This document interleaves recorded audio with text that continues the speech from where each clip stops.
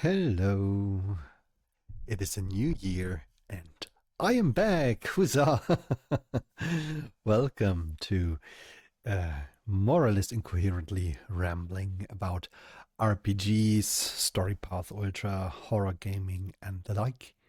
I am your host, Tom Moore, and you are watching Guiding the Path with, myself, and hopefully maybe somebody else soon. Um, yeah, slowly there are people tuning in. Hello. I hope you have a wonderful day or a brilliant evening and especially a good new year. Although it already is a week old, I think it's still okay to wish everybody uh, a nice new year. Before I go into topics of today, I want to mention a few things. The first one is that the Cyan Player's Guide is now available, and that there is a New Year, New Game uh, event running on Drive-Thru RPG, where games are between 50 and 75% off. And this contains core rule books and jump starts um, by Onyx Path, for example. So if you wanted to get like, I don't know, maybe we should look. Is Curseborn on discount? Maybe. Let's head over there. Just a real quick look. No, no, it's not. But probably other very good games. Um, okay. This was the brilliant advertisement segment. Yeah.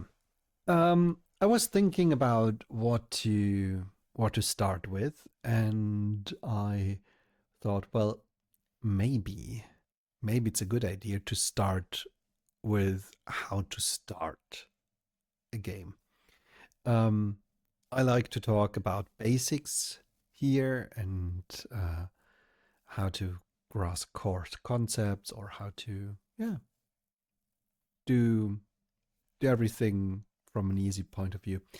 And the beginning of a game is most of the time one of the most exciting things. And it's probably the thing that we do most often.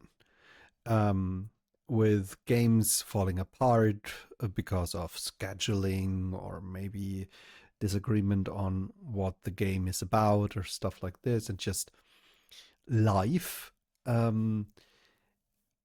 We tend to start a lot of games.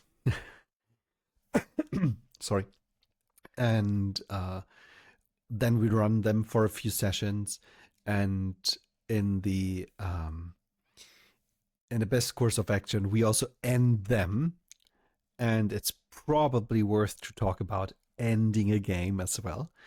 But let's start with beginning a game, and I'm going to concentrate on how to begin a game from the story side of things and look into other aspects next week. How to start your game? This is there's of course preparation going into your game, and depending on how fond you are of improvisation, you prepare more or less. And there are games that inside or we are advertise a lot of prep, and there are games which advertise little prep, and that's fine. There's merits to all of these ways, and as I tend to run either contemporary games or games stuck in some freakish fantasy worlds, um, my amount of research that I have to do is very minimal. That's something I personally don't enjoy that much. That's the research part. I have a lot of fun books about all kinds of topics, and I like to read in them occasionally. Um, I gave you. Oh, hi Corbin. Um, that's funny. Sorry.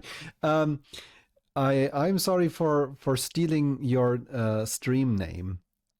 This was not something I was looking out for. I didn't check this. Let's let's change this. Yes. uh, Welcome to Curseborn, the Beginner's Guide with awkward GM Tom Moore. I stole this show. It's time for an yeah, okay.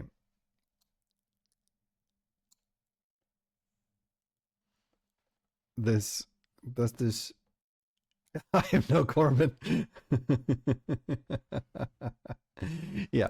If you're here for the Curseborn Beginner's Guide, please tune in on Friday with Corbin again.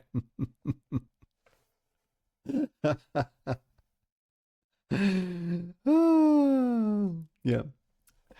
Okay. If you need to jump, have a good one, Corbin.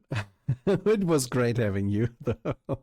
Just where was I? I was in the amount of prep work that I like to do.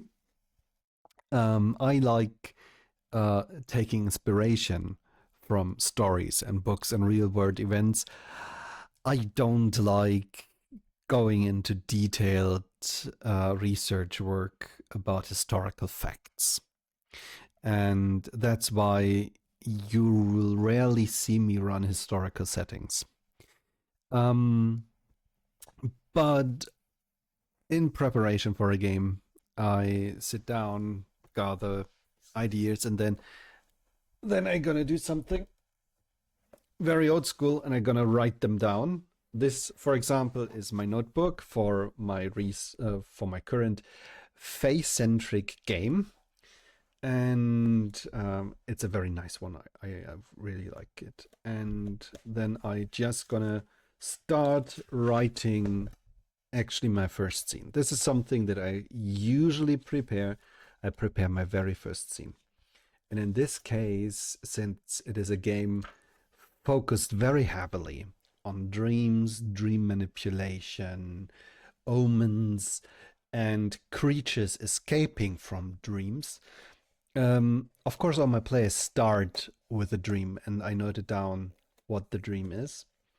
And um, I asked my players a bunch of questions before the game um, about the characters, how they reacted in the past to certain things, what are their drives, what are their motivators.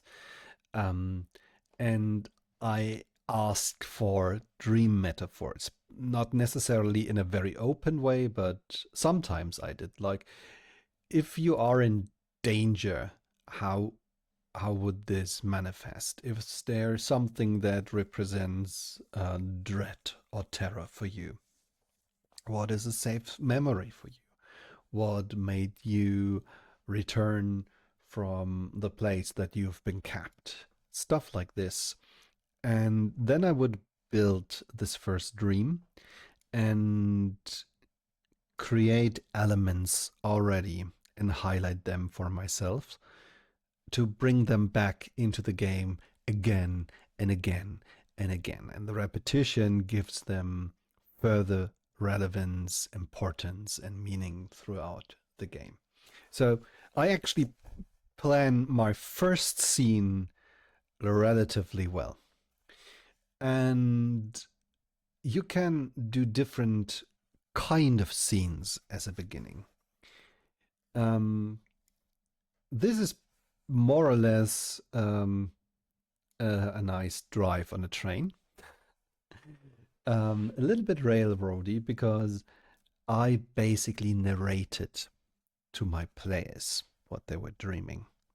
And then in the end, I would ask them a question on how they feel about what they experienced, if they want to take an action, what kind of action are they taking, and then I'd give them 1 to 3 decisions to make, and it's best to make these decisions um, like not enormous world turning decisions, but small ones, still meaningful, but small ones, so you don't chat a lot during this moment because there are other players also waiting for their turn. And if you're doing a good job with narrating these dreams, they want to know what they are dreaming. But so this is an opening that's actually very passive for your players. But it serves several purposes. For once, it sets the tone.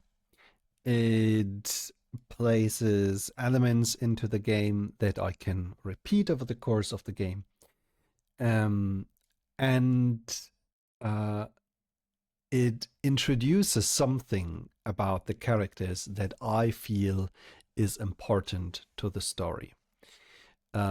So the other players might get an idea of who this other person is, whilst they're not interacting with the reality of the game, but with the dreamscape.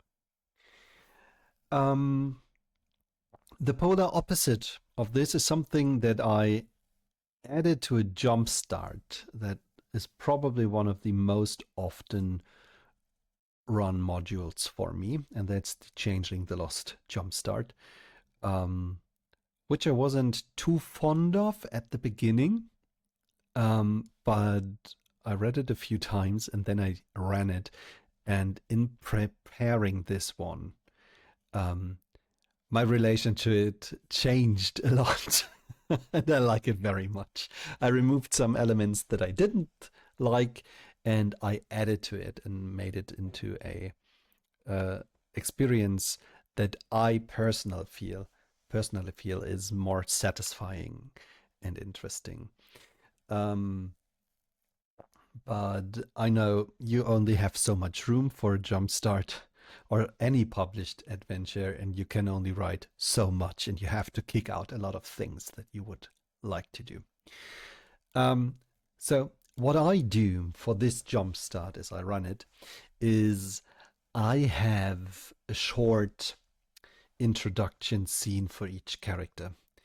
And it starts with very early in the morning. It's almost still night, somewhere between 4 and 5 a.m. in the morning.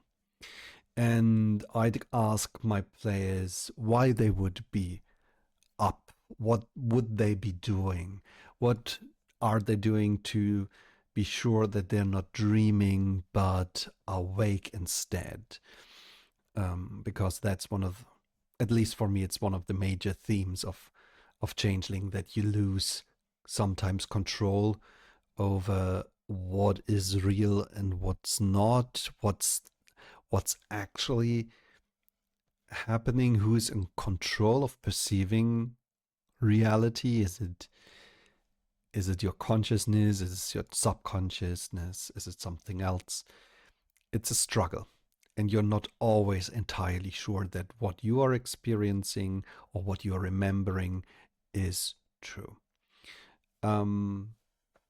So that's a very important question, especially if this is questioned later in the story again. And so I'm going to ask a lot of things about these player characters directly to the players, and we will fill in the blank slate. For example, what is your flat looking like, or what are you even doing? Are you in your flat? What would be your routines? And so we would get to know the characters in an elaborated way of this is an ordinary day. How would you spend it, and why are you awake? What is maybe also special about this morning? This is much more active for the players, and this is a good technique to use if you have very active, very proactive players who already are familiar with the characters and like to improvise and have an idea, yeah, of who these people are. And this is a good way to present themselves to the rest in the group. And if you're looking um, to broadcast your game in some way as an actual play, for example, or a podcast, or I don't know, um, then it's also a cool way to give your audience an introduction into what your player characters are like. And then there is a third option, um, which I used in my latest actual play, Curseborn Cold Servings, um, where I my brain just froze. Opening, Cold Servings, and we started with an action scene. And this is because these individual scenes where a single player gets a lot of attention for like 5 to 10 minutes. And in my games, these introductions tend to draw out a bit because I want to learn more about how this character is actually played and what's in the forefront of the mind of my players. They draw out, and if you are looking at a one shot, 1 hour to start the introduction of your players might be a little bit long. And if you're doing this for an audience, yeah, your audience probably won't have the patience to listen to 1 hour of character introduction. So we need to start with action. The story should ideally be established and start moving on during an action-oriented character introduction. And so I asked myself, what do I want to do with this one shot? I knew I would be recycling 2 characters that I already ran an adventure for. One of them was in Origin Stories, which are on this channel, and the other one was from Black Sheep, which I also run on this channel, and then there was a fresh one. And so we made connections between these characters and developed a story, and there was a very cool idea. One of our players was a Venator, and then we had a dead character. And there is a rule in Curseborn that a dead can lose the body. So they're ghost people who are haunting their own bodies to walk around. And these bodies, of course, can be destroyed, which doesn't kill the dead itself or themselves. And this is something that very rarely happens over the course of one action, in my experience. But I wanted to see it happen. So we decided that the dead character, is actually a member of the Venator, the Monster Hunter group of the other character, and all the rest of that party was killed. And only these 2 are left, and basically just before we start, our brave dead character would have their body disintegrated as well. They can survive this, or continue existing if they um, find a new body in time. They deteriorate, and I wanted I wanted a scene where we have action, and it would add so much drama for the beginning of the game. Really starting at a high note if one of our player characters is basically dying already. And this was very cool. And I actually had a little bit of trouble because beyond that idea, it was, I don't know, it was hard to spin a story to get to any satisfying point. I wasn't in a great state of mind as I prepared this. But within the last half an hour before the stream, it worked out fine. Um, and I wrote down where the characters are, what are their motivations, what do they want, and what are the stakes in this scene. The stakes for the dead character is they are dying, they need a new body. There might be bodies around. We chose to go into a hospital, so there were people that could be possessed if they are in in in in deep sleep coma. And so this is an option. Then I decided that actually another member of the Venator group survived or is also dying. That is the mentor figure of our Venator. And they wanted to basically keep him safe. So the safety and the life of the mentor was at stakes. And then I needed something third to happen because we had three characters and I wanted all three of them being engaged in the scene. And this was a social leaning character. And so I decided, okay, one character is dying, another character, and story character is dying. One character is worried about the first two. Now we need action. We are in a hospital. There are several coma patients in this room. Let's have them also be possessed by monster evil power. And so I was raising the sick to attack the group, who basically as mind control zombies. This was great. But if the dead would possess one of them, one of the comatose people, they would have a body, and they are a very good fighter. The Venator's also a very good fighter. We need to add some spice to the situation that troubles them even further. And so I let a nurse wander into the room. And this was another chaos factor. And I think this action scene went pretty well as all things came closer to each other. They converged. And in the end, I also could make a attack with the mentor onto his student because he also got possessed. And we had an amazing scene, and the three had to flee the hospital in the end because they might get away with incapitating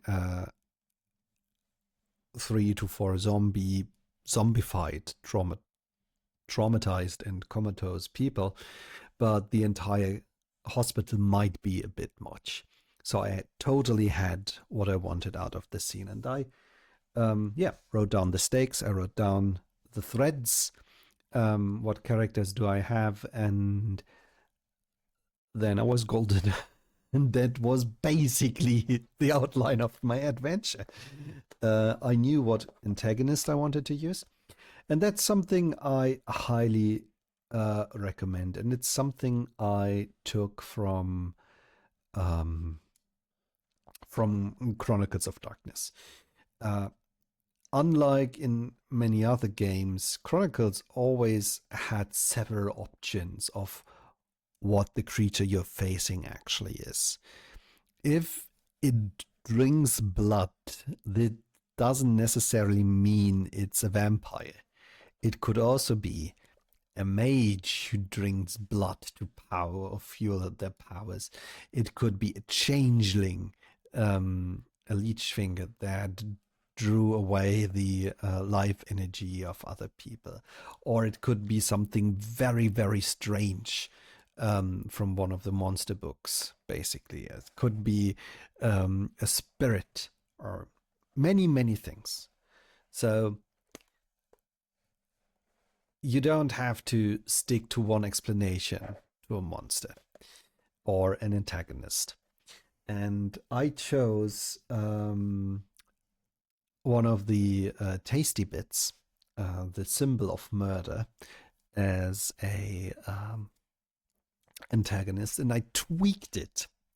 I tweaked it in a way that something that this creature does, and big spoiler, I'm gonna tell you what it does, is in the moment of its death, when an amazing transformation happens, it draws in all the people that the person who becomes the symbol of murder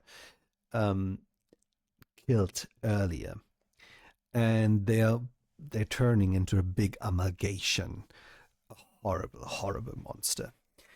And I have a dead character who was murdered by this creature. And I read the description of the symbol of murder and was like, this is very, very cool, but it doesn't fit entirely with the story I wanted to tell. Because the effect happens from the real person dies, and then all its prior murder victims become one with it, and then that's it, basically. And I wanted to put pressure onto my dead character's player. I wanted to drive the tension, and so I had this pull going on even after the transformation, and it wouldn't be an immediate suck and they're gone, but also but instead it would be a continued pull that would change, grow in intensity and lessen depending on the tension, on the dramatic flow of the story. So even though they've got a body in the first scene, they always could feel this pull and the threat of being ripped away. And that was very cool, and I highly recommend adjusting whatever antagonist you find in your books and fit them to what you like. I I can get very mad at antagonists that don't do what I want them to do, and I'm also very um um what's it called? Lazy. Very lazy in my prep work, that I don't like to write up entire antagonists. I give them rough stats. I make up most of the things as I go, but sometimes you get inspired by something like the symbol of murder and you want to use it and then just adjust it. Your players are unlikely to read the manuscript later and then tell you that you did something wrong. They hopefully have a great story to remember. And yeah, that that was actually the case. I think my players were very happy at the end, even though it was once again full of drama and trauma. Um, so how did I ended up here? By talking about beginnings. Yeah, and I think the quintessence was I didn't have many more notes after the first scene, after the introduction. because it already set up a lot of things that that I would use later in the story. And I did this on a second level for the game too. This is another lazy story guide tip and advice for everyone out there. Um, if you run several short games, one shots, few shots within the game system, maybe locate them all in the same rough area and explore this area with each of your games and let them simmer and add up to a greater story. This one was actually the third story in Miston that I've run. I'm not entirely sure on stream, but I ran 3 different adventures in Miston, and they build up on the ideas of each other. And one of my players actually picked this up, and they identified certain elements that were reoccurring. And for them, it was very, very cool because they played in other constellations in each of these games. Um, and they learned more about the game world. And afterwards, there were questions about how much is actually planned and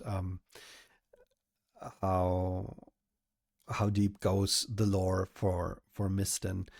And whilst other people have folders and books full with their game prep, um I have a few pages and then I reuse this information for later stories. Like there is this one tower that I reuse in all of my stories for Miston. It's a failed skyscraper construction project.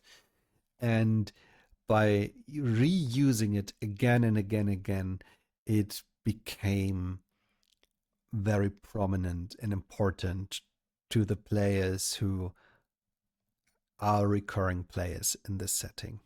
And they get very intrigued and interested, and they already have been there, and they're like, oh no, if this is connected to this, oh no, what's going to happen next? Um, and by reusing these assets, I save a lot of headspace and a lot of prep time. And I, have an awesome synergy effect of not needing to come up with entirely new ideas and with creating more memorable places and people. Because I have a few characters that I now can reuse, and usually I add to these in each game. Um, and I just write down a line about them, and then I'm happy I can reuse them. Okay. Um, what should your first game session be about? We have now 3 different kind of openings. I'm sure there are more openings, but I think since most of my games I stream by now, I like a quick action oriented opening that works best if your players already know the game system they are playing and are familiar with the powers and abilities of their characters. A quick action oriented opening that shows the competence of the player characters. Give them problems to overcome that they can definitely overcome with their skill set. Um, we want to make these characters shine. The players will feel great. And in whatever direction you take the story from this point, this is the bar. This is the anchor point of everything that will happen afterwards. you can take away the agency and power of the player characters of the course of the story, and this will be always compared to the action scene at the beginning. Um, you can have them face greater threats and overcome them.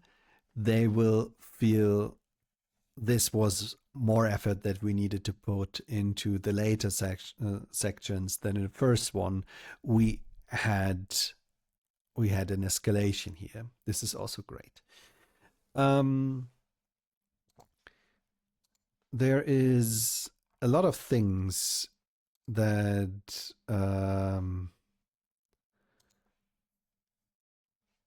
that you can get distracted by.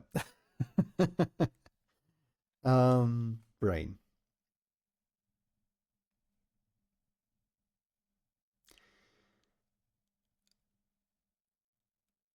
There's a lot of and if you're streaming, you show that these characters are capable, that they under normal circumstances probably would be very good at whatever they are doing.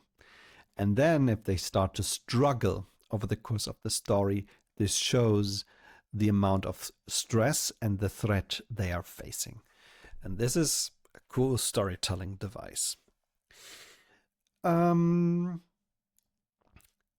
I have a little bit more time on my hands, or I am running a less action focused game, I start with something much calmer, but it will be fitting the kind of gameplay that we're looking at. So, action oriented, starting with an action scene. If we are looking at an investigation, probably start at the crime scene with an investigation. And if you are looking into a more intrigue powered game, or a game where you're talking to a lot of people, already have a few characters, shady characters, one or two mouthpieces for you in your starting scene that can point the characters into certain directions and give them a taste of what's coming next. Yeah. And then give them some contrast to this. If you have a calm scene, follow it up with an action scene. If you have an action scene, follow it up with a calm scene. This keeps things fresh, and you also don't strain the concentration and patience of your players as much, so their resources if there's a little bit of change.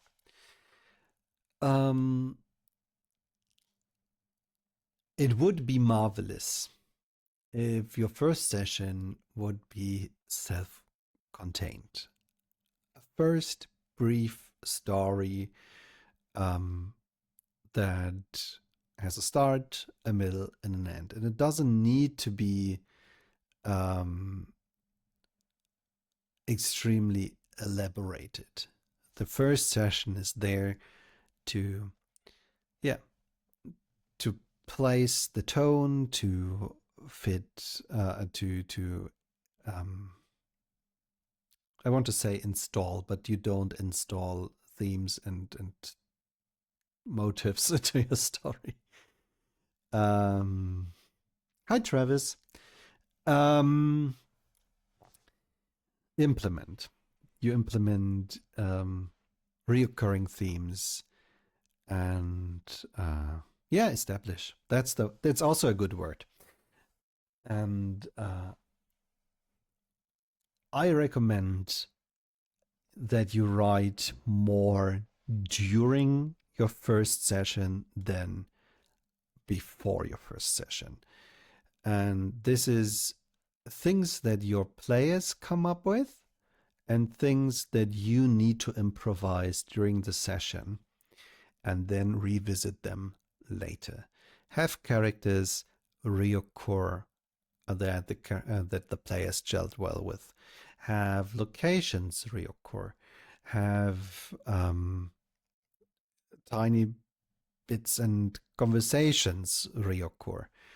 Some cool expressions that your players do. Um, I like to go into a lot of introspection during my game. I want to know what's going on in these characters in this moment.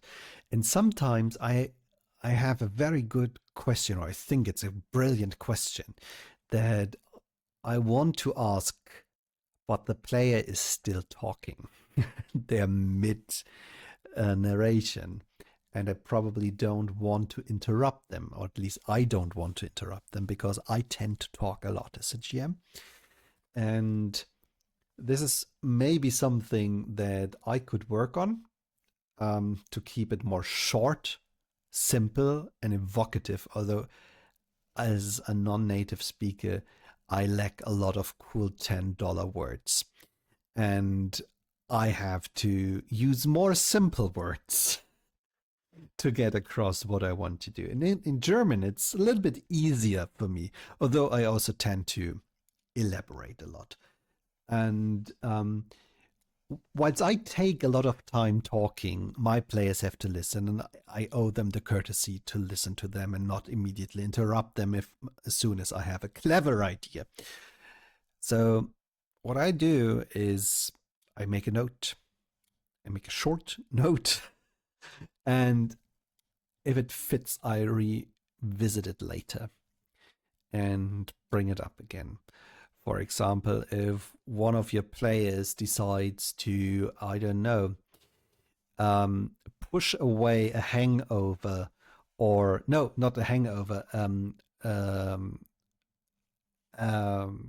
being utterly booted to the top with alcohol, absolutely drunk, and then somebody else uses time magic to move this drunkenness away, it will come back. So all these fun little notes that you do during the session will probably more worthwhile than anything that you planned ahead. And basically, a lot of the time that I spend on jamming is looking at my notes and watch out for when can I reuse some of these elements. And sometimes you will feel when it's off, but most of the time it will work. And even if it seems a little bit silly, sometimes your players come up with a brilliant idea, their own headcanon of why things matter and how things are connected. If you have a suspicious character reappear in several scenes, your players will come up with explanations of why they're here, and then just listen and incorporate.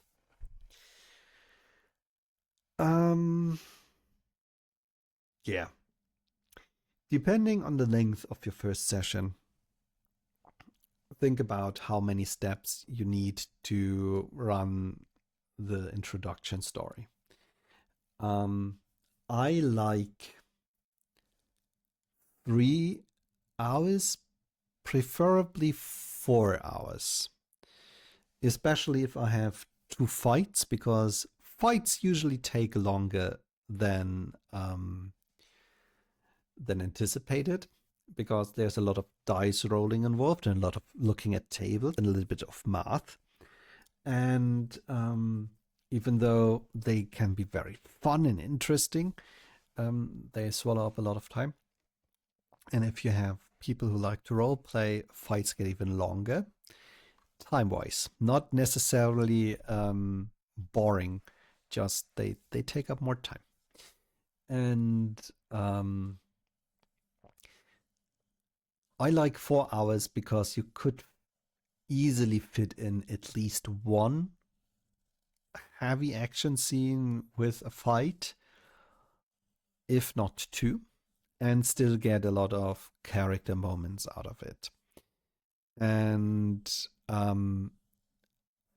keep it simple, have like three locations, leads in your story, and then have it finished by the finish mark, basically.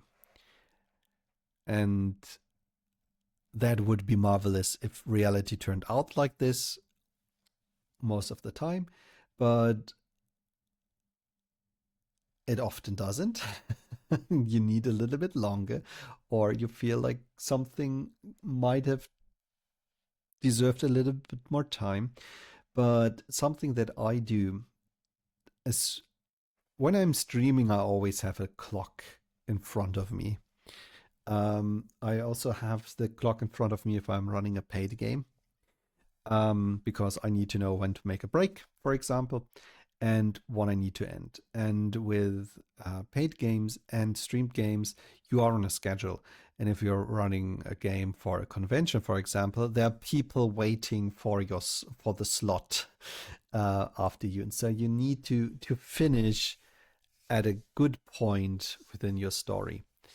And so about an hour before the stream needs to end, before the session is at its end, I start to look out for things that are necessary to wrap up the story to a satisfying conclusion. What is the absolute minimum that I want to achieve? It's okay to have loose ends because we are all hoping that there will be a session 2 after this. Um, if you're running a few short or a short campaign, or a long campaign, you're hoping to have a session 2, and it's totally fine to have a lot of material for that session, but it is more satisfying to have this first session at a good ending point, or end point, um, even though it might not encompass the entire thing that you had in your head.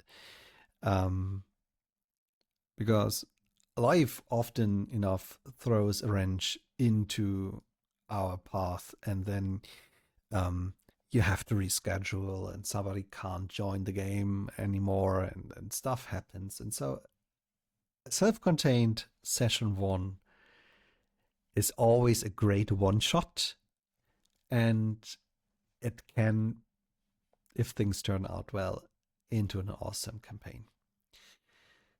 And you want to put in the elements that you're looking for in your game. If you're running a campaign about dreams, have dreams in them. If you're running a campaign that is a lot about punching zombies into the face, have zombies in your first scene. And so on and so on and so on. And then, yeah, that's this. I think there's probably more to say. Now I notice I want to talk about running an interesting fight. This might happen in the future, I think. I'm already pretty hoarse. I'm a pretty horse. And today it's silent in the chat. And I hope to bring somebody in for the first session, and a little bit of other stuff that you need to be or could be aware of on how to run games. But I need to drag my friend into the show before I can present you with further information. Hello, wonderful watchers, listeners, dear audience that just joined. I am about to leave because I'm very tired. And I talked for almost an hour nonstop. I'm very happy that you tuned in. I want to remind you again about new cool stuff coming out. And I hope to see you around next week.